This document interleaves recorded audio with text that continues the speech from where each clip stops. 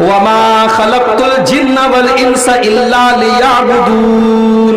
میرے بندو ہم نے تم کو صرف اور صرف اپنی عبادت کے لیے پیدا کیا ہے۔ ہماری پیدائش کا مقصد، ہمارے دنیا میں آنے کا مقصد صرف اور صرف اللہ کی عبادت ہے، اللہ کی توحید ہے۔ ہم ایک اللہ کی عبادت کرنے کے لیے دنیا میں پیدا ہوئے ہیں۔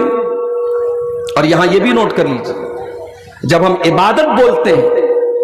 تو عبادت کا مطلب صرف نماز نہیں ہوتا، عبادت کا مطلب صرف روزہ نہیں ہوتا۔ اللہ کو راضی کرنے کے لیے جو بھی حلال کام کیا جائے وہ عبادت ہے۔ اگر آپ تجارت کر رہے ہیں، اگر آپ بزنس کر رہے ہیں، کاروبار کر رہے ہیں، اور کاروبار کرنے کا مقصد یہ کہ اپنے بچوں کو حلال کمائی کھلائیں، اپنی بیوی کو حلال کمائی کھلائیں، اپنے پریوار کا پالن پوشن کریں، تو آپ کا بزنس بھی عبادت ہے، آپ کی تجارت بھی عبادت ہے۔ یہاں تک کہ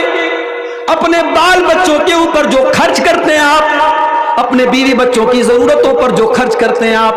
ان کا کپڑا لاتے ہیں، ان کا کھانا لاتے ہیں، وہ خرچ کرنا بھی اللہ کے نبی فرماتے وہ بھی صدقہ ہے، اس پر بھی آپ کو عبادت کا ثواب ملے گا۔ اللہ کے نبی فرماتے ہیں، بخاری اور مسلم کی روایت ہے، انک لن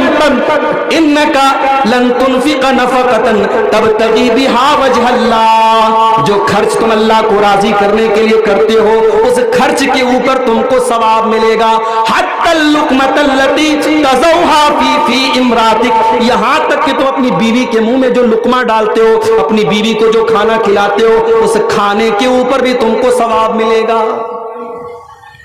صحیح مسلم کی ایک حدیث ہے، ایک مرتبہ اللہ کے نبی کے کچھ غریب صحابہ آپ کے پاس آئے، آ کر کے شکایت کرنے لگے، اے اللہ کے نبی، امیر لوگ تو ثواب میں ہم سے آگے نکل گئے۔ آپ نے پوچھا وہ کیسے؟ کہا اے اللہ کے نبی، نماز ہم بھی پڑھتے ہیں، نماز امیر لوگ بھی پڑھتے ہیں، روزہ ہم بھی رکھتے ہیں، روزہ امیر لوگ بھی رکھتے ہیں، اے اللہ کے نبی، امیر لوگوں کے پاس پیسہ ہے، دولت ہے، وہ خوب صدقہ خیرات کرتے ہیں، ہم تو غریب لوگ ہیں، ہمارے پاس تو روپیہ پیسہ نہیں ہے، دولت نہیں ہے، اے اللہ کے نبی وہ تو ثواب میں ہم سے آگے نکل جاتے ہیں۔ اللہ اکبر، میرا نبی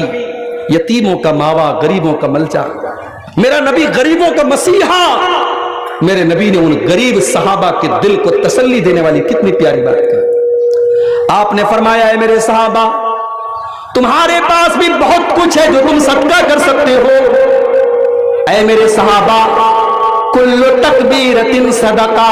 زبان سے اللہ اکبر کہنا بھی صدقہ ہے، وکل تحمیدۃ صدقہ، الحمدللہ کہنا بھی صدقہ ہے، وکل تسبیحۃ صدقہ، سبحان اللہ کہنا بھی صدقہ ہے، لا الہ الا اللہ کہنا بھی صدقہ ہے، اللہ اکبر کہنا بھی صدقہ ہے، نیکی کا حکم دینا بھی صدقہ ہے، برائی سے روکنا بھی صدقہ ہے، یہاں تک کہ اپنی بیوی سے ملاقات کرنا بھی صدقہ ہے۔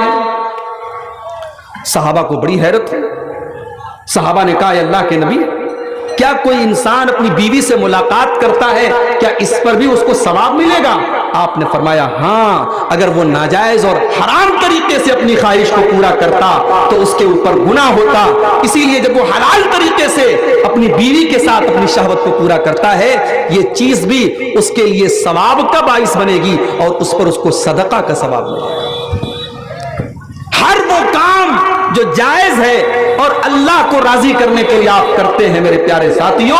وہ عبادت ہے، اور اللہ نے ہمیں اور آپ کو اپنی عبادت کے لیے پیدا کیا ہے۔